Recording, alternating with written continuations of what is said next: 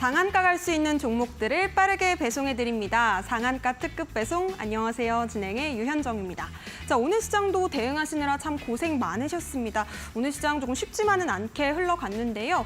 잠시 뒤인 우리 시간으로 9시 30분에 CPI 지수 발표를 앞두고 좀 관망세를 보였습니다. 오늘 양지수 모두 파란불을 켠 가운데 특히나 코스닥에서 2차 전지가 좀 많이 빠지면서 1% 넘는 하락세를 이틀째 이어갔습니다. 자, 그 가운데서도 올라간 섹터들이 좀 있었는데요. 먼저 네옴시티 관련주부터 보도록 하겠습니다. 정부가 재계의 10대 기업들의 또 총수들과 함께 사우디아라비아를 방문하겠다라는 소식이 들렸는데요. 네옴시티 수주에 조금 총력전을 가하겠다라는 기대감이 올라오면서 관련 종목들이 좀 관심을 받았습니다. 오늘 장에서는 히림이 10% 넘는 강세를 보여줬고요. 유신 그리고 다스코를 비롯해서 한미 글로벌도 2%대 강세를 보여줬습니다. 뿐만 아니라 오후장에서는요. 통신장비 관련주도 부각을 받았는데요. 5G 관련해서 올라온 종목들이 좀 있었습니다. 머큐리가 상한가를 터치했고요. 에이스테크도 역시나 상한가 도달하는 모습 체크해 볼 수 있겠습니다. 자, 이렇게 어려운 시장 분위기 속에서도 올라가는 종목은 있기 마련이고요.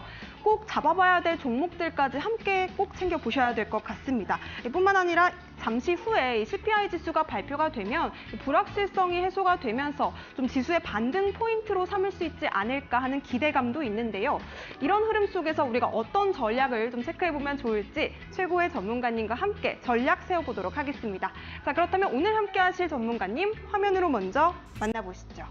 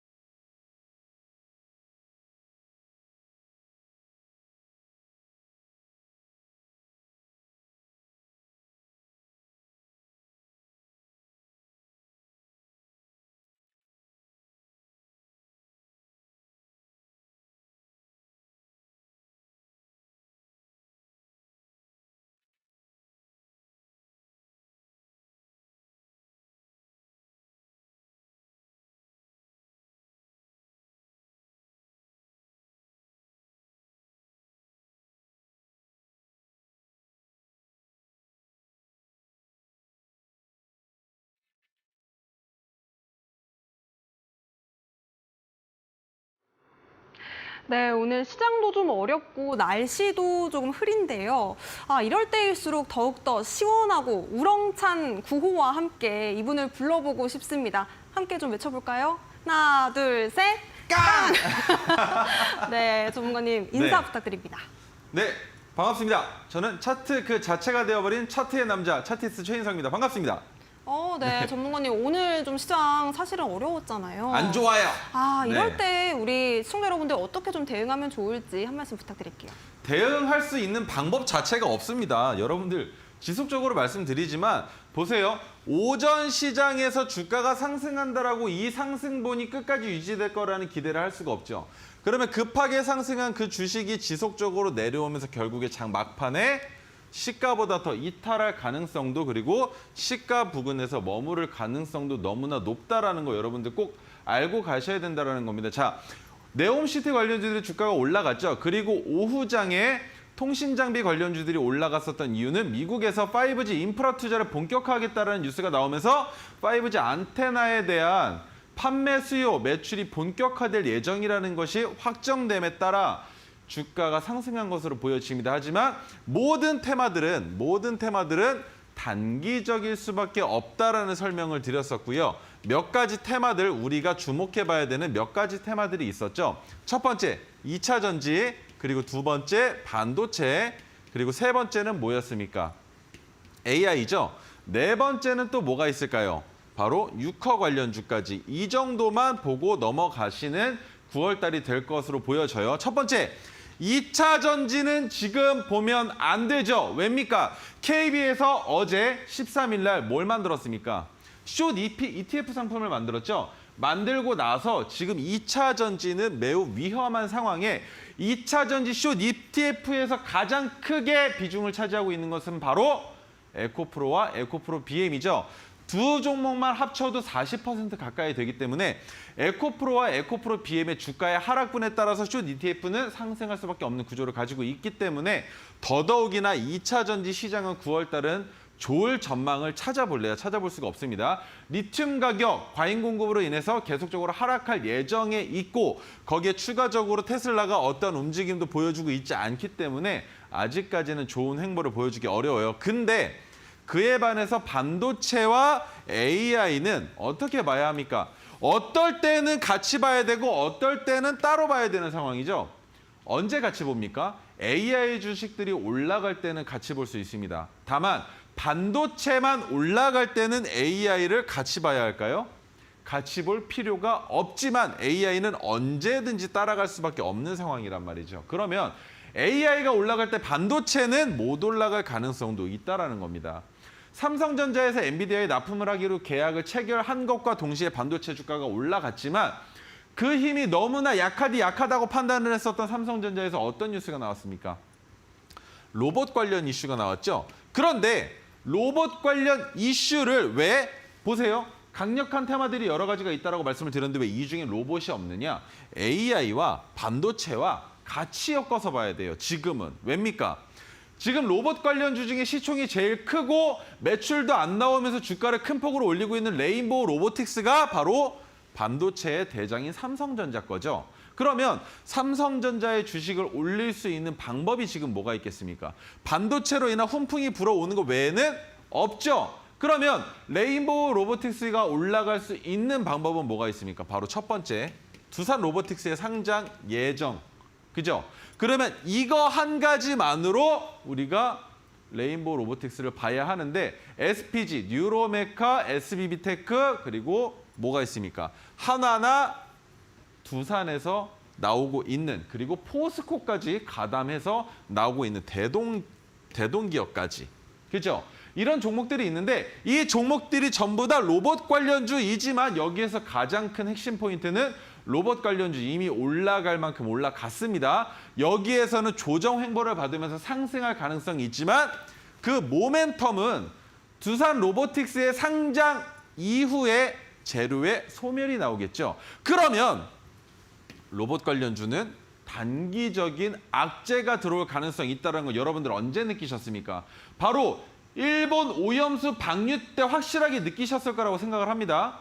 그때 인상과 주가 어떻게 올라갔습니까? 어떻게 하락했습니까? 마찬가지예요. 재료가 있었고 그 재료가 소멸된다면 주가는 하락할 수밖에 없지만 2차 전지 지속적일 수밖에 없죠. 반도체 마찬가지. 왜입니까? HBM3의 납품에 따라서 HBM3 이후에 나올 수 있는 모멘텀들이 생길 수 있는 거. AI는 빅테크 기업들이 미국에 있는 빅테크 기업들조차도 2025년도까지 지금보다 훨씬 더 많은 비중의 자금을 투자해서 AI를 키워야 된다라고 얘기를 하고 있기 때문에 모멘텀이 상당히 긴 시간 동안 지속될 수밖에 없죠. 자, 그러면 뜬금없이 유커는 왜 나왔느냐?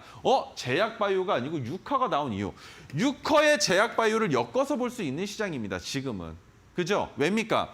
유커들이 들어오는 이유, 유커들이 한국에 들어와서 하는 게 뭡니까? 바로 여행도 하겠지만 이 여행 상품에는 뭐가 있습니까? 시술 여행이 있죠. 시술 여행.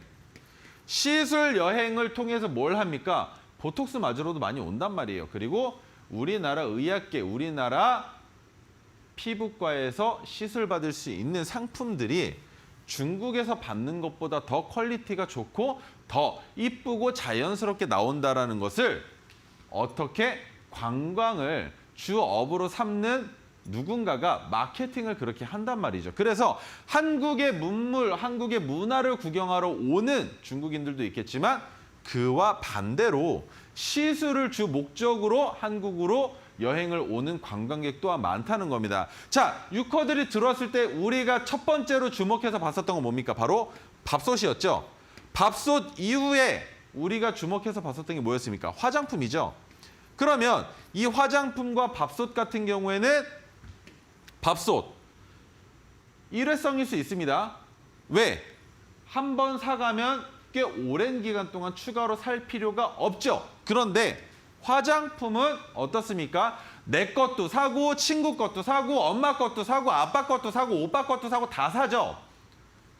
놀러 오는 사람마다 족족 집어갈 수 있는 게 바로 화장품이라는 겁니다. 그러면 매출액을 봤을 때, 매출액이 신장을 기대했을 때 밥솥 같은 경우에는 어느 정도 수준에서 멈출 수밖에 없지만 화장품 같은 경우에는 유커 관련주에서 가장 중요하게 바라봐야 하는 테마이고, 이 화장품은 결국엔 바이오와 연결이 됩니다. 그리고 바이오와 연결됨에 있어서 또 뭐랑 연결됩니까?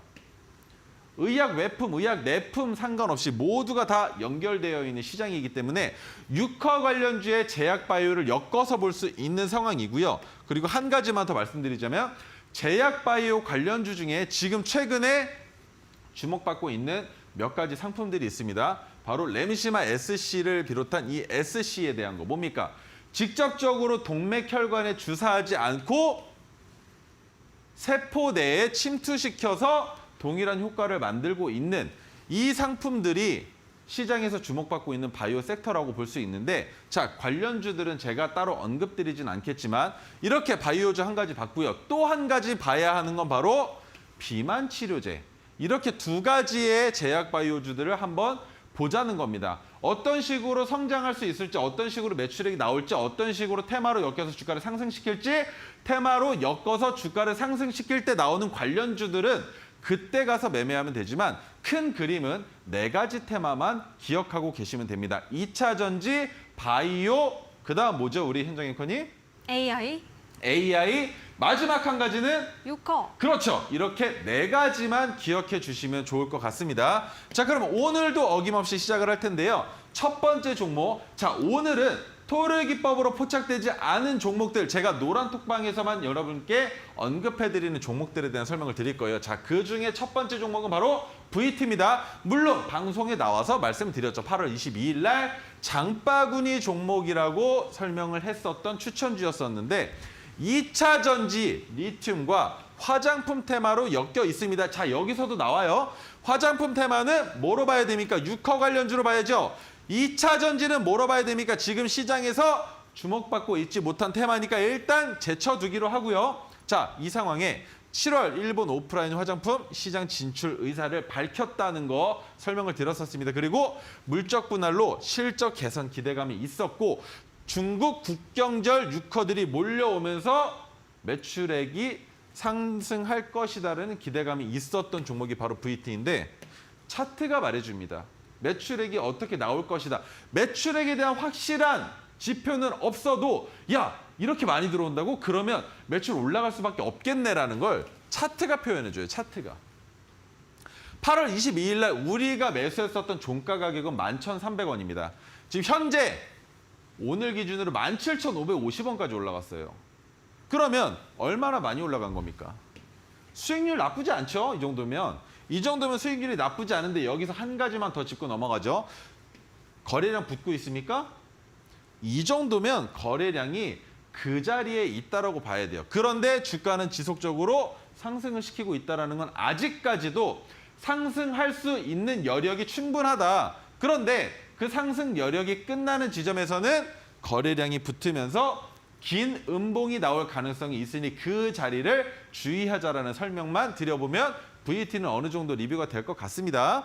자, 그 다음에 바디텍메드. 야, 바디텍메드는 8월 8일 날 마찬가지 장바구니에 담아왔었던 종목인데 정보통신 장비 그리고 공작기계, 산업용 로봇, 자동화 장비 등 개발, 제작, 판매 모두를 하고 있는 기업이 바로 바디텍메드라고 설명을 드렸었어요. 그리고 폐배터리 로봇 자동화 공정 기술을 이미 개발 완료했습니다. 제가 지속적으로 언급하고 있는 2차 전지 시장의 불씨가 꺼지지 않는다라는 설명을 드렸었던 건 2차 전지의 리사이클링 정책이 곧 나올 것이다라는 기대감을 저는 갖고 있다는 거예요. 그래서 지속적으로 방송에서 언급을 드리는 건데 제 예상에는 올해는 힘듭니다. 올해는 힘들 것 같아요. 하지만 내년 상반기, 늦어도 내년 하반기에는 리사이클링 정책이 필수적으로 우리나라가 아니더라도 미국에서라도 꼭 나와줘야만 하는 상황입니다. 왜? 지금 보시면 전기차가 판매를 시작한 이후에 폐차가 되기까지 얼마 안 남은 배터리들이 있습니다. 폐차라는 표현이 좀 우습죠. 폐기해야 할 상황에 놓여 있는 배터리들이 많다는 얘기예요. 왜? 폐배터리를 재사용할 수 있는 방법이 없으니 배터리는 어떻습니까? 농도를 찍어봤을 때 농도가 낮아지면 출력이 감소하죠. 출력이 감소하면 배터리를 교환해야 되는데 전기차에서 가장 핵심 부품이 배터리죠. 배터리의 가격이 가장 비싸단 말입니다. 그런데 그 배터리를 재사용하지 못한다는 건 폐배터리가 나오기 시작하면 그 폐배터리들을 어떻게 할 겁니까? 어떻게 처분하실 거예요?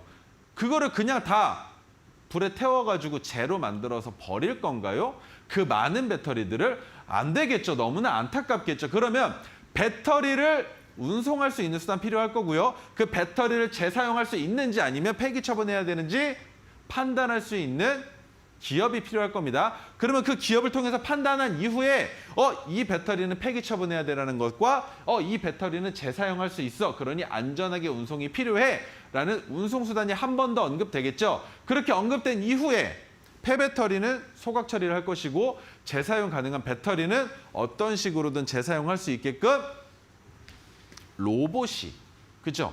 로봇이 등장할 거란 말이에요. 그래서 바디텍 매드는 지금 단기간의 투자로 봤을 때에는 주가의 상승분을 충분히 맛보고 계신 상황이지만 주가가 눌릴 겁니다. 올해 말까지 주가가 눌릴 때에는 어떤 모멘텀으로 이 종목을 장기 투자할 수 있습니까? 바로 폐배터리 관련주로 장기 투자를 해봐도 괜찮은 기업이다라는 설명을 드려보는 거예요. 거기에 AI 엣징 컴퓨팅 산업 로봇 지능화 기술 개발도 진행하고 있다는 것. 자, 보세요. 그러면 이 종목은 2차 전지 관련주와도 엮여 있으면서 AI 관련주와도 엮여 있죠.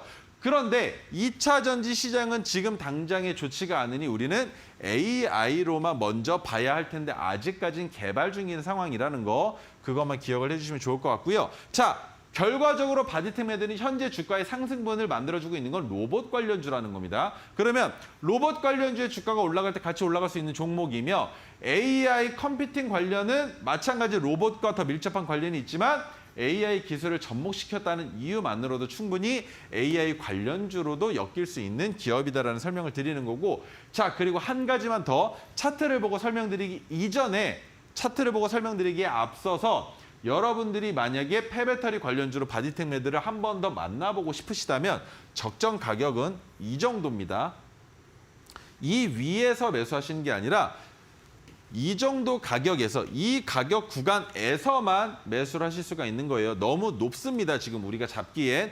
이상적인 가격은 바로 토르 기법을 포착했었던 그 시기인데 이 시기에 가격까지 내려올 거라는 기대를 할 수 없으니 1차 분할 매수 잡는 자리를 조금 더 위에다 잡아서 진입할 수도 있다는 건데 그 가격까지 내려올 겁니다. 내려올 건데 아직까지는 상승 추세가 깨지지 않았어요.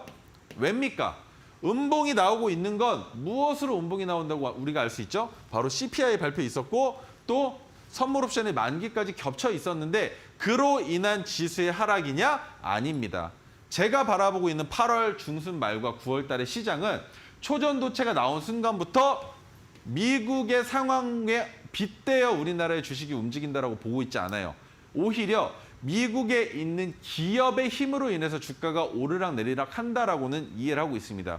엔비디아의 실적 발표로 인한 주가 상승, 테슬라에서 어떤 말만 하면 매출 증대, 거기에 또 이번에 뭐가 나왔습니까? 적정 주가를 250불에서 400불로 올렸어요. 그러면 테슬라는 더 올라갈 거라는 희망이 있지만 지금 현재 위치가 너무나 높은 자리라고도 볼 수 있죠. 그러면 2차 전지 마찬가지로 눌려야 하는데 여기에서 테슬라가 칼을 뽑아든 게 뭐였습니까? 차량 가격 인하였죠. 차량 가격을 인하하면서 결국엔 피해를 본 건 테슬라가 아니라 우리나라 기업들이었어요. 현대차 매출 괜찮죠. 근데 그 외에 전장을 하는 기업들의 매출액은 어떻습니까? 점점 하락하고 있다는 거. 현대차가 머리끄댕이 잡아 올릴 수가 없는 상황이죠. 그러면 테슬라가 이런 식으로 나왔을 때 우리나라는 피해를 봤다 하지만 그건 전장 얘기고요.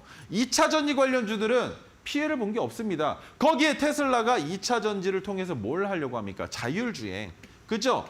자율주행 테마 잊을만 하면 한 번씩 나타났다가 최근에 꽤 많이 언급되고 있는 테마이죠. 근데 이 자율주행 테마의 대장 또한 테슬라라는 겁니다.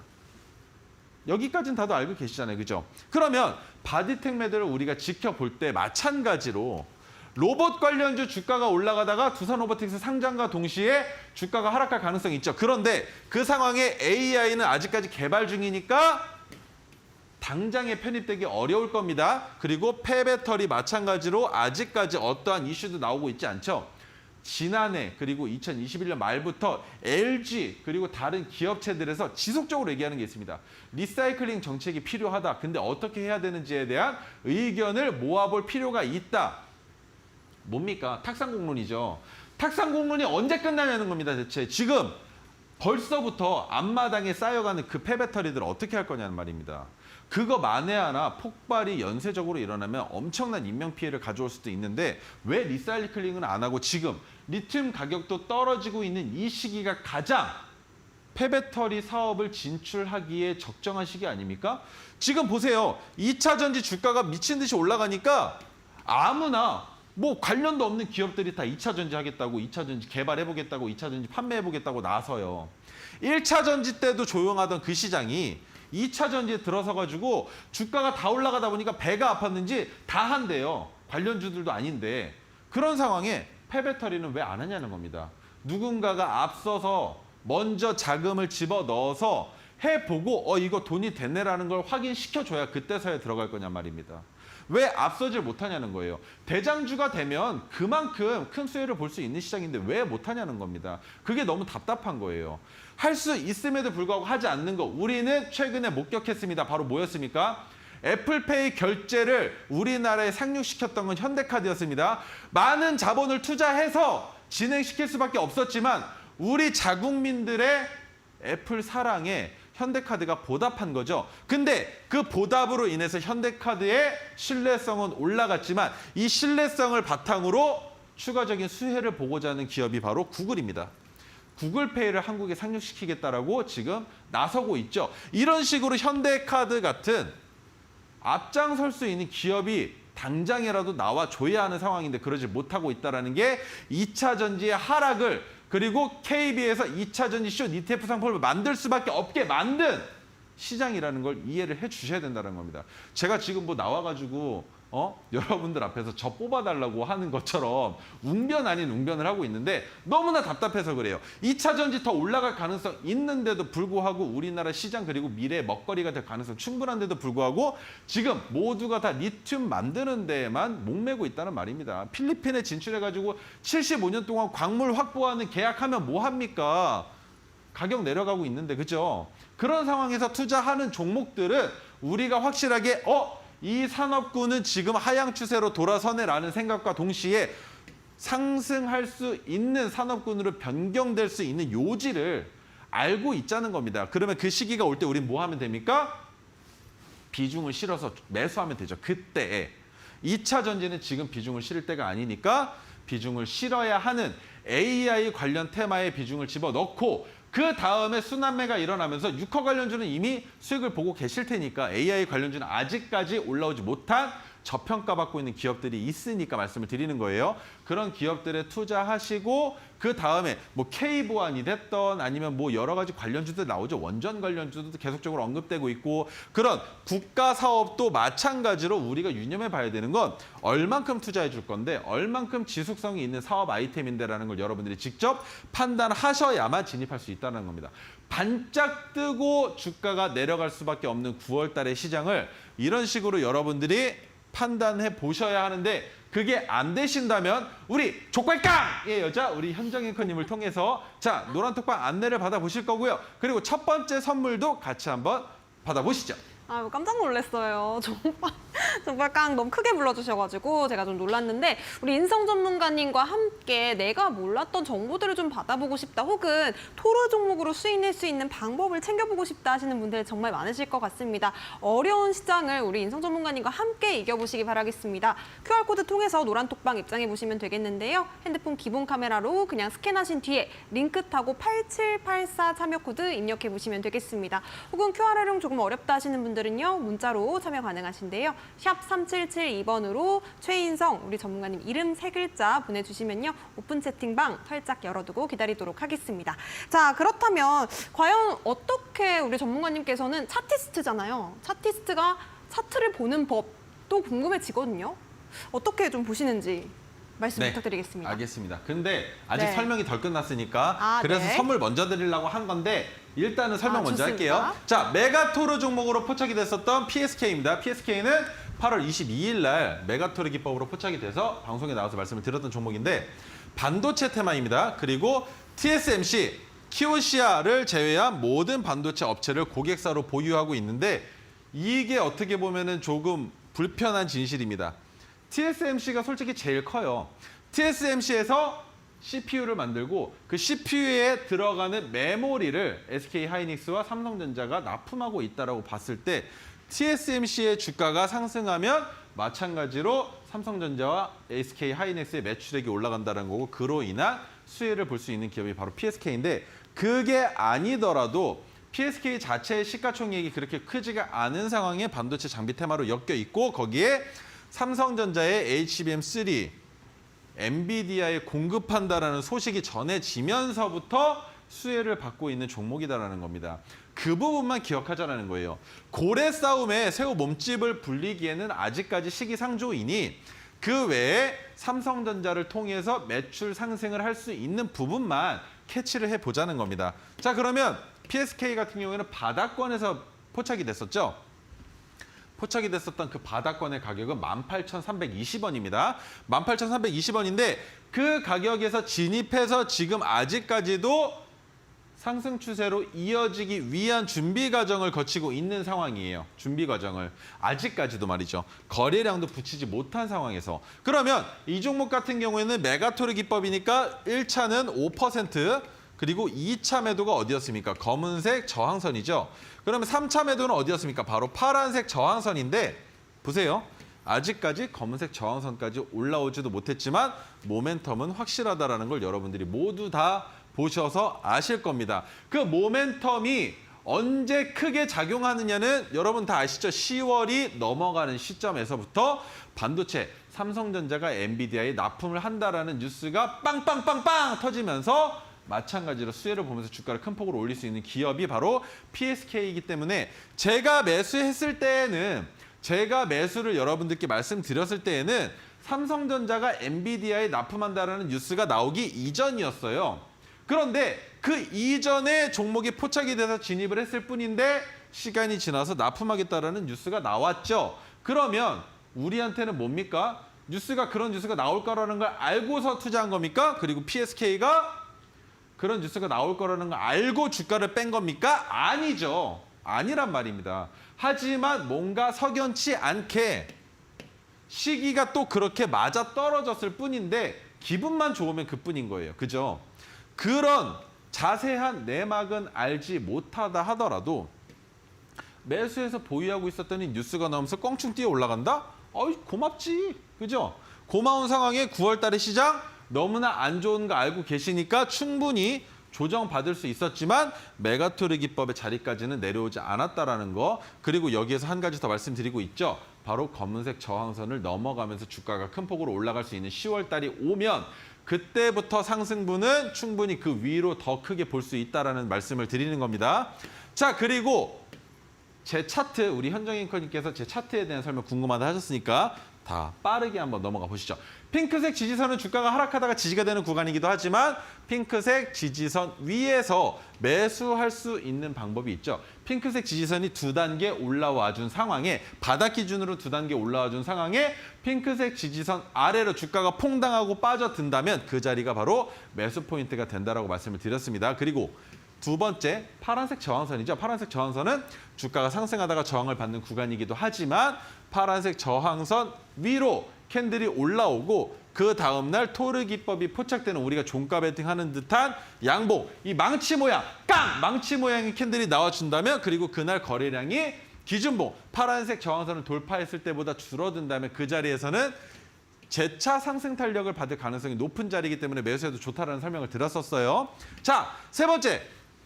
토르 기법이 포착된 날의 종가를 수평선으로 이어서 만든 황금색 수평선과 토르 기법이 포착됐다라는 걸 여러분들께 직관적으로 표현해드리기 위해서 하늘에서 황금색 빛기둥까지 표시를 해놨습니다. 자, 네 번째, 메가 토르 기법이 포착된 날의 종가를 토르 기법과 마찬가지로 수평선으로 이어서 만든 형광색 수평선과 그리고 마찬가지로 메가토르 기법이 포착된 날을 직관적으로 볼 수 있게 만들어 놓은 형광색 빛기둥까지 여러분들이 같이 만나보실 수가 있고요. 자, 마지막 검은색 지지와 저항선은 메가토르 기법 같은 경우에는 검은색 지지와 저항선 아래에서 포착이 됩니다. 그래서 검은색 지지와 저항선에 저항이 되는 해당 가격 구간에서 분할 매도를 하는 이유는 돌파하지 못할 가능성을 염두에 뒀을 때 저항을 받고 주가가 다시 내려간다면 우리는 마지막 익절 구간을 놓쳐버리는 상황이 되기 때문에 확실하게 저항을 받는지 확실하게 지지선에 안착하는지를 판단하기 이전에 우리는 2차 매도 시점으로서 검은색 저항선을 사용하고 있는 겁니다. 그래서 그 저항선을 돌파한다라는 건 종가가 돌파를 보여준 날의 종가가 검은색 저항선을 넘어가는 것이고 넘어간 이후에 그 다음 날 그리고 그 다음 날까지 총 3회에 거쳐서 검은색 저항선 위에서 주가가 놀고 있다면 돌파한 것인가라는 예측과 함께 지지선으로서 다시 한번 종목을 바라볼 수가 있겠지만 저항선을 돌파하는 날 윗꼬리만 달고 주가가 재차 하락 추세로 이어질 가능성도 있기 때문에 우리는 해당 저항선의 가격에서 매도를 하는 겁니다. 그렇게만 이해해 주시면 좋을 것 같고요. 자, 그다음에 토르 기법에 대한 설명을 드리기에 앞서서 우리 현정앵커님을 통해서 수식 검색기 한번 수식 관리자 먼저 한번 받아보는 시간 가지고 가시죠. 네, 차티스트 최인성 전문가님과 똑같이 나도 HTS에 차트를 보는 오색선을 설정하고 싶다 하시는 분들은요. 차트 오색선 설정하실 수 있는 수식을 선물로 노란톡방 안에서 드리도록 하겠습니다. 노란톡방에 참여하실 수 있는 방법은요. QR과 문자 두 가지 방법이 있는데요. 먼저 지금 화면 하단에 네모난 박스 하나 보이실 겁니다. 핸드폰 기본 카메라 켜시고요. 그냥 갖다 대기만 하셔도 자그마한 링크 뜰 텐데요. 노란색 링크 터치하시고 참여 코드 8784 네 자리 입력하시면요. 바로 오픈 채팅방 활짝 열립니다. 뿐만 아니라 문자로도 샵 3772번 전문가님 이름 세 글자 최인성 보내주시면요. 저희가 링크 보내드리도록 하겠습니다. 앞서서 말씀해 주셨듯이 토르 종목, 지금 메가 토르 종목으로도 PSK 12%가 넘는 수익이고요. 장바구니 짚어주셨던 VT 55% 그리고 바디텍 매드도 36% 넘는 수익률 안겨주셨거든요. 이런 수익률 레포트에 좀 챙겨보고 싶다 하시는 분들 지금 바로 입장해 보시기 바라겠습니다. 선물도 드리니까요. 지금 꼭 함께 하시길 바랄게요. 자, 그렇다면 우리 인성 전문가님 이야기 계속해서 들어보도록 하겠습니다. 자, 그 다음 설명은 바로 토르 기법에 대한 설명입니다. 많이 들으셨을 테니까 짤막하게만 토르 기법의 기본적인 대원칙은 주가가 재차 상승할 가능성이 높은 자리를 포착해서 기준봉을 만들어 놓고 그 기준봉 이후에 나오는 주가의 캔들의 모양이 이 망치 모양과 마찬가지라면 종가 베팅을 할 수 있는 자리라고 여러분들께 설명을 드렸었습니다. 주가가 재차 상승할 가능성이 높은 자리를 찾는 것이 우선인데 우리가 해야 하는 것은 바로 토르 기법을 찾는 게 아니라 종가 베팅만 하면 되는 것이죠. 그런데 그 종가 베팅을 하는 날의 캔들을 보고 과거 시점의 차트를 봤을 때 여러분들께서는 기준봉이 어디인지를 찾아보실 수가 있다는 것이고 그 기준봉의 모양과 토르 기법이 포착된 날의 캔들의 모양을 분석해 보시면 이런 식으로 비슷하게 캔들을 만들어 놓은 종목들이 꽤 많이 있을 겁니다. 에코프로 같은 경우에도 20만 원부터 주가가 상승하는 내내 여러 번 포착이 될 정도로 정말 많은 구간에서 나오는데 항상 수익이 났었다는 겁니다. 에코프로도 마찬가지로. 그런데 그런 기업들에서 토르 기법의 황금색 빛기둥이 안 뜨는 경우들이 있어요.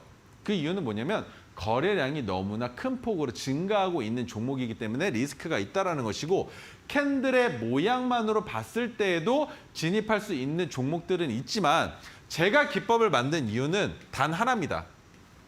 상승과 횡보와 하락할 가능성이 각각 3분의 1씩인데 왜 모든 이런 캔들에서 진입을 하지 않느냐. 그렇게 만들면 3분의 1에서 많이 줄여봐야 2분의 1이 채 되지가 않았어요. 50%가 채 되지 않았단 말이죠. 그런데 그런 모든 것들을 다 제외하고 차트상에서 절대로 숨길 수 없는 거래량까지 추가해서 집약해 보고 나니 상승할 확률이 65%가 넘었다라는 겁니다. 그래서 동일 비중으로 진입했을 때 손절 확실하게 그리고 익절 확실하게 포지션만 잡아놓을 수 있다면 충분히 모두 다 수익으로 월별 리포트를 마감할 수 있다라는 계산이 들었기 때문에 여러분들 앞에서 자신 있게 말씀을 드리고 있는 거고요. 자, 그래서 토르 기법이 중요한 게 아니라 우리는 종가 베팅만 알면 된다. 왜? 제가 종목을 직접 드리기도 하고 형님 누님들께서 저한테 우리 현정 앵커님을 통해서 조금 있다가 조건 검색기를 받아 가실 겁니다. 그러면 그 조건 검색기를 통해서 여러분들이 직접 토르 기법으로 포착된 종목을 먼저 만나보시고 종가 베팅을 하실 수도 있고 그게 아니시라면 제가 3시 20분에서 30분 사이에 여러분들께 종목을 드리니 그 종목을 매수하시되 지정가로 되어 있는 주문 유형을 시장가로 변경해 주셔야 한다는 설명을 드렸었습니다. 그 이유는 3시 20분에 블라인드가 쳐지면서 장중 동시호가 시간으로 진입을 하는데 3시 20분의 가격과 3시 30분의 가격이 다를 수도 있겠죠. 그리고 우리가 알고 있는 종가의 가격이라는 것은 바로 3시 30분에 마지막으로 체결되는 그 가격이기 때문입니다. 그래서 3시 20분의 가격보다 3시 30분의 가격이 높다면 우리가 주문을 넣었던 3시 20분의 지정 가격으로는 체결이 되지 않기 때문에 꼭 필수적으로 시장가로 변경해 주셔야 한다는 설명을 드렸었어요. 자, 그러면 이어서 가기 전에 까먹기 전에 받고 가시죠. 조건 검색기 지금부터 우리 현정 앵커님을 통해서 바로 받아 가시겠습니다. 네, 짜잔. 조건 검색식을 선물로 받고 싶다. 나도 인성 전문가님의 토르 종목을 걸러주는 조건 검색식을 내 차트에 한번 적용해보고 싶다 하시는 분들은요. 지금 바로 QR코드 통해서 노란톡방 입장해 보시면 되겠습니다. 노란톡방 안에서는요. 방금 또 말씀드렸던 첫 번째 선물이었죠. HTS의 차트에 오색선을 설정하실 수 있는 깡, 황금색 빗기둥을 설정하실 수 있는 수식, 그리고 두 번째 선물입니다. 조건 검색식, 토르 종목을 걸러주는 조건 검색식까지 두 가지 선물을 또 QR코드 통해서 노란톡방 들어오시면 받아보실 수 있으니까요. 함께 또 내일장 대응 전략까지 챙겨보셨으면 좋겠습니다. QR코드 통해서 링크 타고 8784 참여코드 입력하시거나 혹은 문자 샵 3772번으로 전문가님 이름 3글자 최인성 보내주시면 되겠습니다. 자, 그렇다면 우리 전문가님 이야기 계속해서 들어볼게요. 네, 그 다음에 설명드릴 종목은 바로 오늘 타임 특가 종목이죠. 망치가 뜬 깡! 바로 T사이언티픽인데 자, 보세요. 보안 관련주입니다. 보안 관련주는 지난주에 K보안 관련 국가의 정책 발표가 있었죠. 그로 인해서 보안 관련주를 엮여 있었는데 테마가 지속될 가능성은 충분히 있지만 9월 달의 시장은 강력한 테마가 아니고서는 지속적으로 바라보기보다는 한 번 더 큰 상승을 보여줄 수 있는 기대감이 심어지는 뉴스가 나올 때가 바로 진짜 상승할 수 있는 곳이라고 말씀을 드렸는데 T사이언티픽에 대한 설명만 드려보겠습니다. 올해 2월 달에 보안 전문 기업인 IT노매즈를 지분의 100%를 전부 다 인수했어요. 회사 자체를 그냥 인수한 거죠.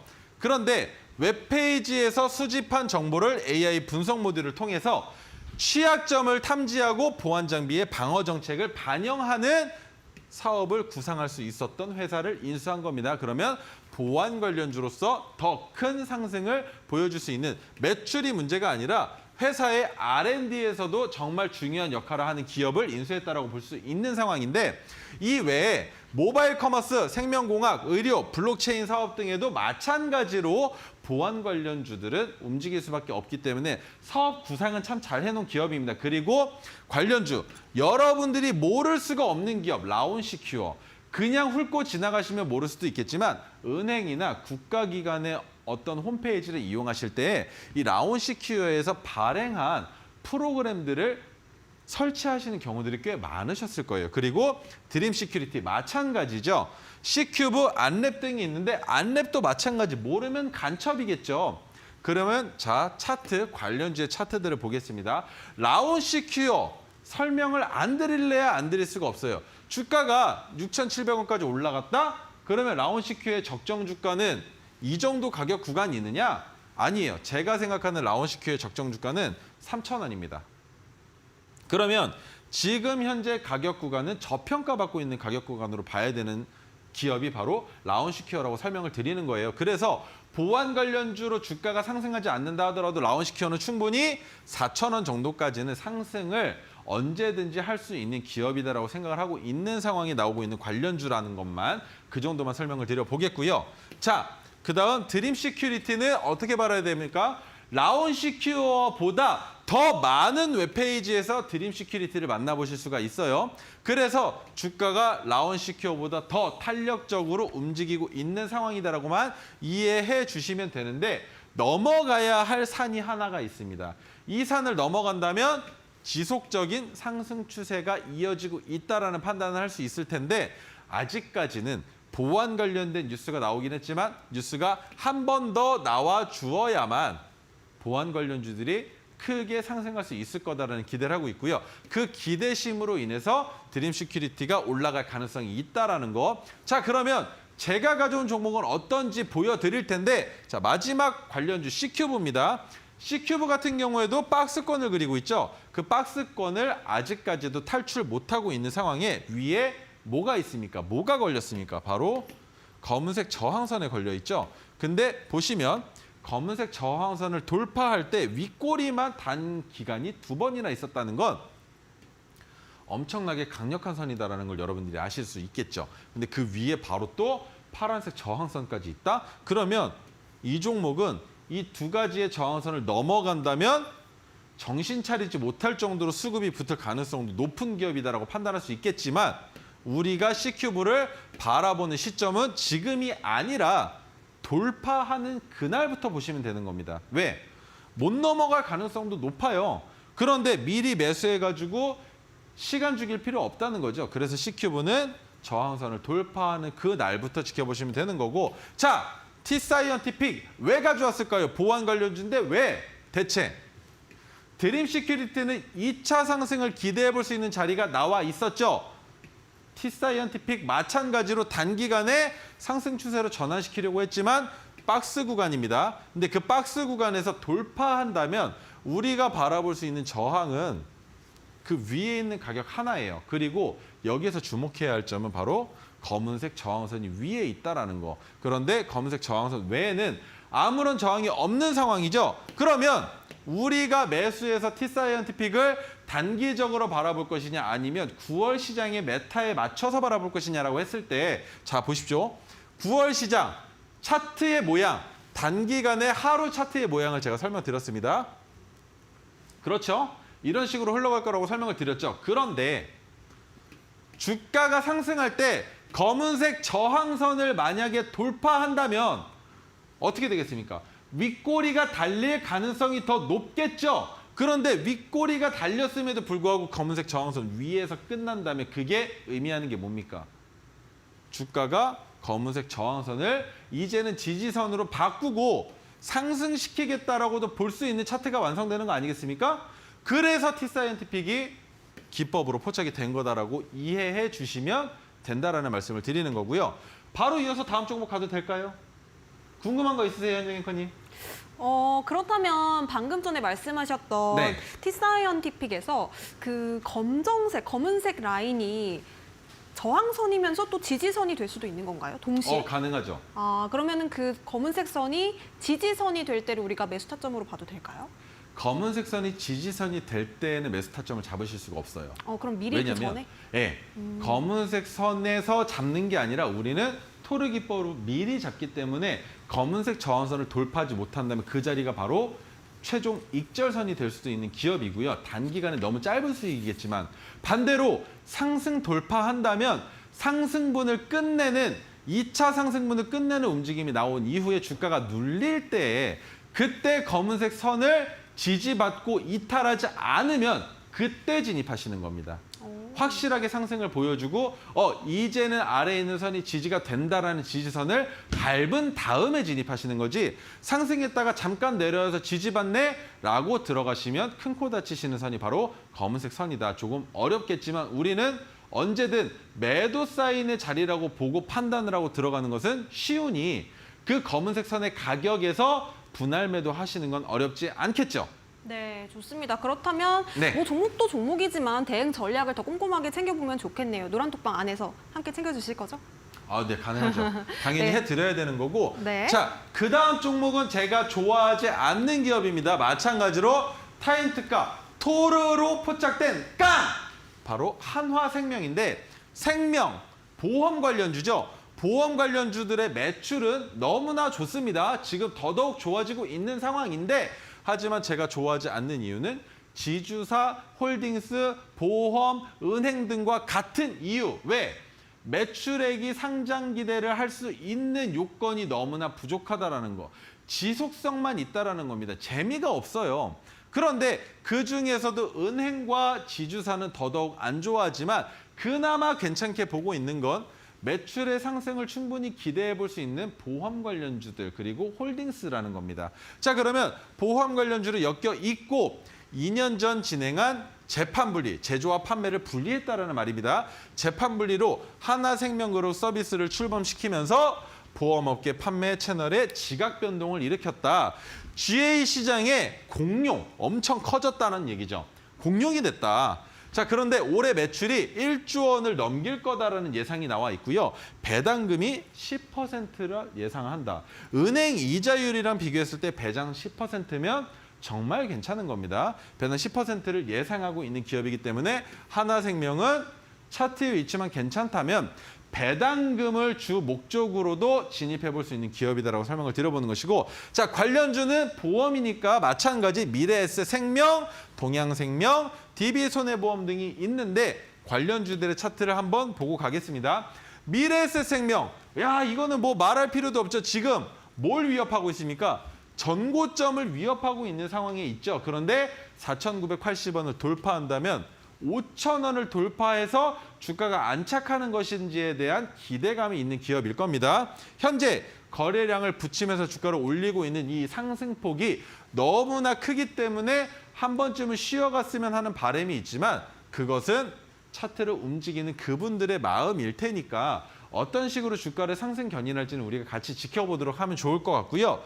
지금 단기간에는 매수하기에 너무나 위험한 공포의 자리라는 것만 기억해 주시면 되는 관련주였습니다. 자, 그다음 동양생명인데 동양생명은 주가가 전고점까지 아직까지 한참 먼 게 아니라 이제서야 바닥 딛고 돌리려고 하는 찰나란 말이에요. 그래서 동양생명은 확실하게 돌렸다라는 판단이 들기 이전에는 진입하시면 안 됩니다. 물론 장기 투자를 할 수 있는 모멘텀을 알고 계시다라면 투자를 하실 수가 있겠죠. 하지만 그게 없이 차트로 봤을 때 그리고 현재 나오고 있는 뉴스들을 봤을 때에는 동양생명은 아직까지 매수하기에는 껄끄럽고요. DB손해보험 같은 경우에는 전고점을 최근에 돌파하고 그 위에서 한 번 더 상승을 시키려고 준비하고 있는 기업입니다. 그래서 차라리 DB손해보험은 한 번 더 상승을 기대해보고 장기 투자도 해볼 수 있는 기업이다라고 설명을 드려볼 수 있는 거고, 자, 제가 가지고 나온 하나생명은 어떻게 봐야 될까요? 주가가 바닥을 찍고 1차 상승밖에 아직 하지 못한 박스권입니다. 박스권에 자, 여기에서 주목, 검은색 저항선이 하나생명은 지지선의 역할을 해주고 있습니다. 그 상황에 토르 기법이 포착이 된 상황에 오늘 기법이 포착되면서 파란색 저항선까지 위로 올려놨죠. 그러면 여기에서 기대해 볼 수 있는 건 거래량도 줄어들어 있으니 재차 상승하면서 박스권을 돌파해 준다면 여기에서 수급이 붙을 가능성이 가장 높은 보험 관련주 중에 가장 진입하기에 이상적인 차트를 보여주고 있는 게 하나생명이라는 겁니다. 자, 하나생명의 차트가 단기간에 너무나 크게 올라간 것처럼 보이시겠죠? 근데 이거 얼마 안 돼요. 얼마 안 되는 상승분에 파란색 저항선까지 올렸으니 우리는 종가 베팅을 하겠지만 내일 시장에서도 내일도 주가가 방어가 된다면 뭐로? 기준봉의 한 가지 더 조정 자리를 통해서 진입할 수 있는 종목이 하나생명이 될 수도 있다라는 설명을 드려보면서, 자, 마지막 리포트 여러 가지를 노란톡방에서 도와드리고 있지만 이걸 저 혼자 하느냐? 아닙니다. 우리 현정앵커님도 같이 도와주시고 계시니까 여러분들 마지막으로 자료집 받으면서 오늘 이 시간 마무리해 보도록 하겠습니다. 네, 노란톡방 바로 입장하셔서 세 번째 선물 자료집까지 받아보시기 바라겠습니다. QR 통해서 8784 혹은 문자 샵 3772번으로 최인성 보내주시면요. 세 가지 선물뿐만 아니라 오늘의 타임 특가 종목에 대한 전략도 챙겨가실 수 있겠습니다. 우리 전문가님 보내드릴 시간이 돼서요. 아쉽지만 보내드리도록 하겠습니다. 고생 많으셨습니다. 감사합니다. 네, 오늘 장 이렇게 마무리해보도록 하겠습니다. 오늘도 장 대응하느라 참 고생 많으셨고요. 끝으로 본 방송에서 제공해드리는 정보는요. 투자 판단에 대한 조언일 뿐 해당 종목의 가치와 상승률을 보장하지는 않는다는 점도 다시 한번 유의해 보시기 바라겠습니다. 시청해주신 여러분 고맙습니다.